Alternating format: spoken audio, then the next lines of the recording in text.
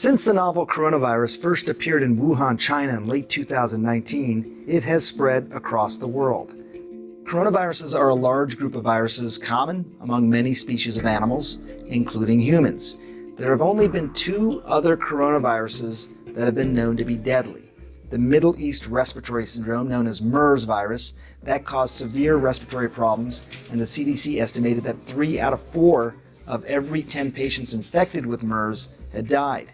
Another one is the Severe Acute Respiratory Syndrome, or SARS. Now that had an average death rate of around 10%, with older people being the most vulnerable.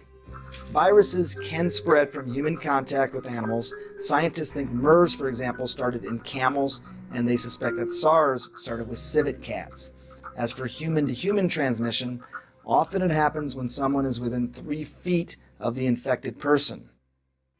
How does a virus spread?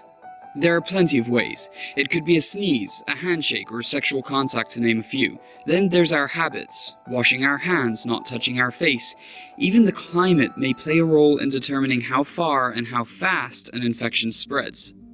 Scientists have summed up how far an infection can spread with a number. It's called R0. A number greater than 1 indicates it'll grow. Less than 1 indicates the outbreak will die out. Scientists determine the number with a formula that brings together all the environmental and biological factors.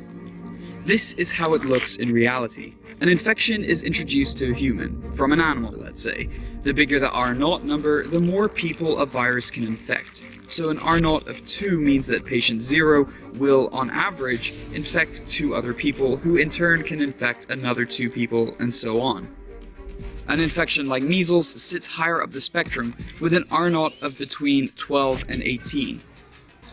At the lower end is something like Ebola, with an R0 number of 1.5 to 2.5. And while the flu varies from year to year, one study reports it averages to 1.2. But as various factors change, so too does the R0. Take SARS. When it first emerged, SARS spread rapidly with a high R0, but people were only contagious once symptoms started showing. Once people were informed about the symptoms, they started coming to the hospital earlier. People could check themselves into hospital before infecting other people, pushing the R0 number below 1. When a virus spreads, the number of people who are infected can quickly rise. This sharp increase can overload the healthcare system with sick patients who need intensive care. One solution is to increase the healthcare system's capacity, whether that's by building hospitals, training additional doctors, or buying more equipment. But that takes time and resources, which countries don't always have during an epidemic. Another option is to slow the spread of the virus, something experts call flattening the curve. At the curves of outbreaks, they go big peaks and they come down. What we need to do is flatten that down. That would have less people infected. That would ultimately have less deaths. This is done by relying on people in the community to use protective measures to help slow the spread of the virus. The goal is not necessarily to reduce the overall number of cases, although that is often a positive side effect, but rather to spread the cases out over an extended period of time. This means the healthcare system will be able to treat critical patients as they come in and better cope with the strain that outbreaks place on the medical system. Most of the people with the novel coronavirus aren't dying. Symptoms start out like the flu, with coughing, fever, and shortness of breath. And most healthy people's immune systems are able to fight off the virus.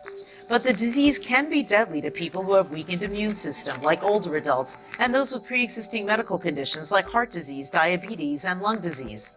Their bodies have a harder time combating the virus. These are the ways COVID-19 can turn deadly. Pneumonia. COVID-19 is a respiratory disease, meaning it starts and typically ends in the lungs. Infected lungs fill with fluid, making it difficult to breathe, so oxygen can't get to the rest of the body, which can lead to death. Sepsis. The fight between the virus and the immune system may cause collateral damage throughout the body. Sepsis occurs when your body essentially overreacts to an infection. This out-of-control immune response can cause more damage than good and ultimately end in organ failure and death. Contact your doctor right away if you experience any COVID-19 symptoms and you've possibly been exposed to the virus. Limiting transmission between individuals is vital to help contain the outbreak. So here's what you can do to protect yourself. Health experts agree that you should wash your hands regularly, thoroughly as well, with soap and water for at least 20 seconds. Don't forget your thumbs. Don't forget underneath your nails. If soap and water aren't available, you can use a hand sanitizer, but make sure that it's at least 60% alcohol. Do avoid close contact with anyone who is coughing or sneezing. What you're trying to do is avoid the airborne droplets that can spread the disease. Avoid touching your face at all. We do this hundreds of times a day. Avoid touching your face, but especially with unwashed hands, as the virus can enter your body through your eyes, your nose, and your mouth. If you do cough or sneeze, don't do it into your hands. Instead, use the crook of your elbow or use a tissue. Unless you're already sick, don't wear a mask. This is important. Wearing a mask can actually increase your risk of getting infected if you wear that mask improperly. Individuals do have an important role to play here, but society-wide measures are also going to help stem the global spread of this virus. While affected countries have used a range of responses, containment efforts can be effective here. The lockdown of the entire city of Wuhan is thought to have helped slow the initial spread of the virus, and that bought valuable time for preparations elsewhere. Since then, large-scale quarantines have been used in some of the worst affected areas in the world. I should point this out, that large quarantines have not really been used in the United States for decades. The world has changed a lot since then, so it is hard to know just how effective these quarantines would be today. Restricting large gatherings of people may also help prevent the transmission of this virus. Early detection of cases through testing, that's the key. And some countries have taken it to the next level.